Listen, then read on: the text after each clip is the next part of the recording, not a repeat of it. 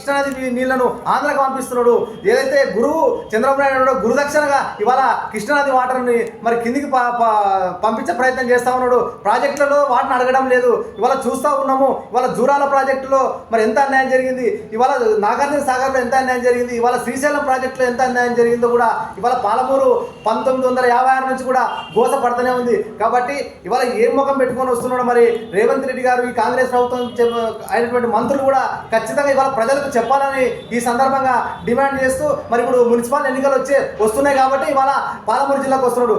ఖచ్చితంగా మున్సిపల్ ఎన్నికల్లో ఈ పాలమూరు జిల్లా నుంచి ఖచ్చితంగా పాలమూరు జిల్లాలో ఉన్నటువంటి మున్సిపాలిటీలు అన్ని కూడా ఇవాళ బుద్ధి చెప్పే పరిస్థితి ఉన్నది. ఎందుకంటే 6 గ్యారెంటీలు 420 హామీలు ఇచ్చి ఇవాళ ప్రజలను మభ్యపెట్టినటువంటి ప్రభుత్వం ఏదైనా ఉందంటే కాంగ్రెస్ ప్రభుత్వమే. ఇవాళ రైతులకు రైతు బంధు పేరు మీద మోసం చేసి రైతు రుణమాఫీ చేయలేదు. ఇవాళ చూస్తూ ఉన్నాము, పెన్షన్లు అన్నాడు, పెన్షన్లు పెంచలేదు. మరి అదేవిధంగా ప్రతి పథకం కూడా హామీ ఇచ్చి ఇవాళ 420 హామీలు ఇచ్చి మరి వాటిని అమలు చేయకుండా ఇవాళ పాలమూరు జిల్లాకి ఏం ముఖం పెట్టుకొని వస్తున్నారో మరి వాళ్ళకి చెప్పాలని డిమాండ్ చేస్తున్నాం.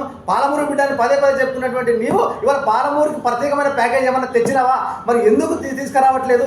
ఎందుకు ఇవాళ పాలమూరును శస్యశామలు చేయలేకపోతున్నావు? ఎందుకు పాలమూరు రంగారెడ్డి ఎత్తుపోతల పథకాన్ని మరి మూల పాడేస్తున్నావు? ఎందుకు భీమా ప్రాజెక్టును పాడేస్తున్నావు? ఎందుకు కృష్ణానదిలో ఉన్నటువంటి ప్రాజెక్టులను ఎందుకు డెవలప్మెంట్ చేస్తలేవో? ఇవాళ నెట్టంపాడు పనులు కూడా పూర్తి కాలేదు. ఇవాళ గట్టు లిఫ్ట్ ఇరిగేషన్కి అతిగతి లేదు. ఇవాళ తుమ్మిల ప్రాజెక్టు, ఆర్డీఎస్ ప్రాజెక్టు ఎందుకు ఇవన్నింటిని పండబెట్టి ఇవాళ పాలమూరును పండబెట్టి తొక్కుతున్నావు? ఇది దుర్మార్గమైన ఆలోచన విధానం. రేవంత్ రెడ్డి పాలమూరు బిడ్డ అని చెప్పుకుంటే ఖచ్చితంగా ఇవన్నీ చేస్తేనే నీకు సార్థకత ఉంటుంది, లేకుంటే నీవు పాలమూరు బిడ్డ కాదని హెచ్చరిస్తూ డిమాండ్ చేస్తున్నావు.